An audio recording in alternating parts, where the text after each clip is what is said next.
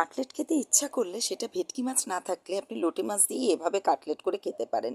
লোটে মাছটাকে সাইডের দাঁড়গুলো আপনি বটির সাহায্যে কেটে নেবেন।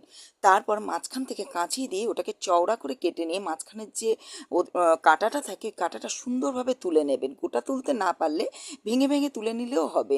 তারপর ভালো করে ধুয়ে নিয়ে লবণ, একটু হাফ পাতিলেবুর রস, আদা রসুন বাটা আর একটু কাসুন্দি দিয়ে মাখিয়ে সাইডে রেখে দিন আর গোলমরিচের গুঁড়ো দিন। তারপরে এই মাছে যেহেতু খুব জল থাকে সেই জলটা টানানোর জন্য একটু ময়দার সাথে কর্নফ্লাওয়ার, একটু গোলমরিচের গুঁড়ো ভালো করে মিশিয়ে নিয়ে তার মধ্যে একটু শুকনো কোট করে রেখে দিন।